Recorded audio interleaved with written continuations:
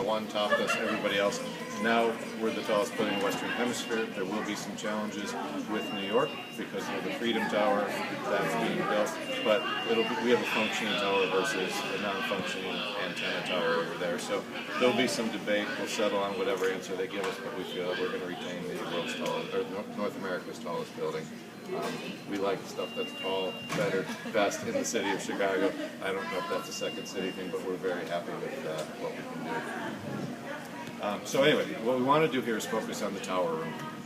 This room, we have an establishing photo, the big 103 that you'll see over here. This is kind of the establishing icon. It's something that not many people can claim, but we wanted to make photographs wherever you possibly can. You'll see murals along the way, you'll see different graphics, you'll see icons. These are all designed for people to come up here and take pictures. We encourage that. What do we have in common? Everybody, again, what's that memory? Everybody has a camera. It's on every kind of phone. And it's there, and everything is viral. What does the 103 stand for? We're going to the 103rd floor, which is our final destination. This room we focus on... I'll step over here to the 103. She's going to grab a picture of us in front of us. Okay.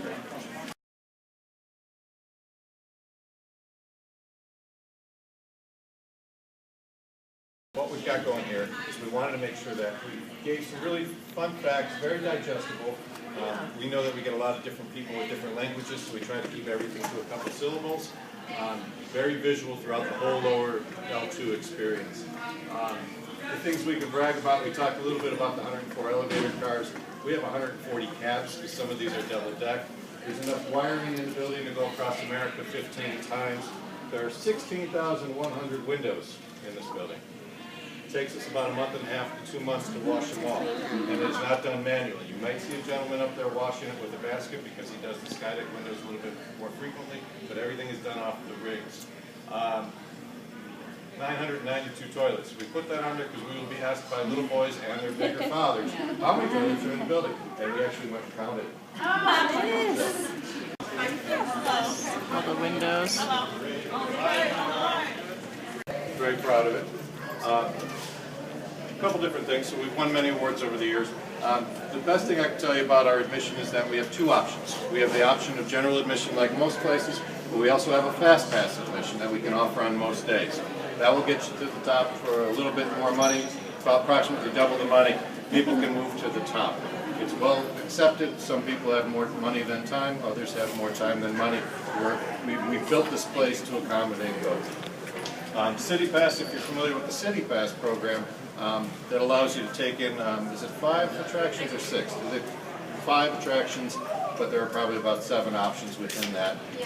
You blow past the lines, you turn linear, you don't have to mess with our cashier, and you're on your way. It's a different type of travel that we're trying to accommodate.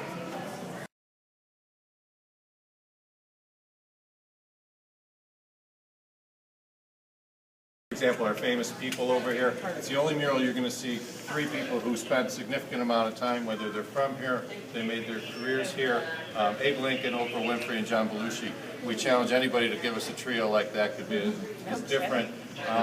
But we really want to focus on the people, whether they're celebrities, sports, politicians, Nobel Peace Prize winners. We have about 15 to 20 minutes worth of content if you want to. And I think it's about 18% of the public are considered strollers. They want to click, they want to read everything. We've got that content on the inside. We'll talk about our sports teams, we'll talk about our architecture, our music, our pizza, how many deep dish pizzas to the top of the building, and I don't remember how many it is, but it's on there. You know, the quirky, the fun, the whole different vibe of what we've got here in the city. We turned it on its head a little bit because we built the ledge, a series of glass floor balconies. We're going to be up there in a few minutes. But we also wanted to play it up, what would it be like if there was a ledge over other iconic things in Chicago. For several of these, we took a little helicopter. We went over the pitcher's mound at Wrigley Field.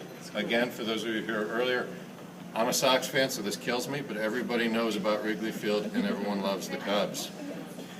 So an actual real helicopter going to the height of what the ledge would be. We did that around the Shed Aquarium, we did it at the Chicago Theater, Oak Street Beach, we borrowed that one off of a different service. Millennium Park and Cloudgate, or the Bean as it's unofficially called. For the sake of the tour, we'll call it Cloudgate. So some really fun things to touch, engage with. I'm not sure what we have here for time, but I would suggest we probably move over to the theater, watch a presentation. The presentation talks about how Great Chicago Fire. Now, I really don't know what's great about it. I've said that a lot, but we were able to build back from it. We were able to give the grid system you guys will see from up top. We were able to bring in architects from all over the world came here to put a stamp on the city. It really caused us to dig deep and build the city back. We talk about that. We talk about the Burnham plan of keeping 17 miles of uninterrupted parkland available. You'll see that up top. People are amazed that we have so much water and we actually use it. It might only be for 5 to 6 months a year, but we use it. We talk about how the building, how Sears came up with the concept, a little bit about the building and the different floor plates, and then we'll get up a little bit on the ledge and then quickly on the name change at the end. So it's on a loop at this point, so we'll sit down, we'll watch it and then bounce out and head up top, and I can answer any questions about that as well. It's really kind of fun to watch. We talk about beaches. You'll see it in action upstairs. People are using the waterfront.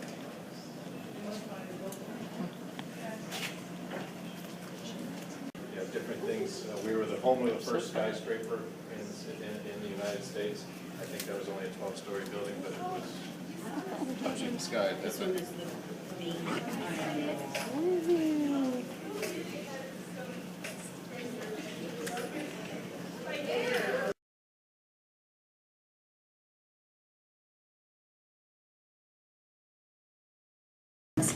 Along the way, you can watch as we pass by some of the tallest buildings, monuments, and structures in the world. You're riding up this 1,450-foot modern marvel in one of the tower's 104 elevator cars. Your trip to the SkyDeck will only take about a minute. That means your elevator is traveling at a speed of more than 24 feet per second. The tower opened its doors in 1973 and held the title of the world's tallest building for 25 years. The west antenna reaches 1,730 feet above the Chicago streets. We're now passing 850 feet and San Francisco's Transamerica Pyramid, 970 feet and the Yokohama Landmark Tower, Japan's tallest building, 1,062 feet and Paris's stunning Eiffel Tower, the Bank of China Tower in Hong Kong, 1,250 feet and the Empire State Building in New York. And now we're here, 103 stories up. Welcome to the top. So again, back of the yards. Chicago was the epicenter of livestock. Back of the yards, all the different trains fed into here. Kansas City was also, I believe, another place that was a big hub for us in the United States. But as you can see, train lines, many of which have been converted over to commuter trains to work to the business district. But the back of the yards was a really big working community. Our South Loop around the horn we'll talk about in a couple minutes, but if anybody's a baseball fan, the 2005 World Championship White Sox played to the right of the expressway up there. Got to get that in around. Randy, where's this that White Sox Stadium? If you follow the expressway, the wide lane over there, that's the Dan Ryan. Yeah, and then you just go to the right, you see a little cup-shaped place. That's about 35th Street. Yeah. And then if you just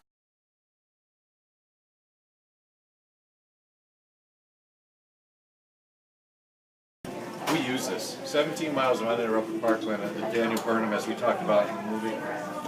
Really a nice thing for us. We have Lollapalooza setting up this weekend, so I'm sure you guys are all in town for that. We saw that. That'll be set up over at Grant Park. Far to the right, that's where President Obama held his victory rallies for the first term. We also had our Chicago Blackhawks rally for our hockey fans. That was held in Grant Park this year. It was just a sea of red from up here. It was really kind of neat to watch it that day. Buckingham Fountain, Millennium Park, band shelter.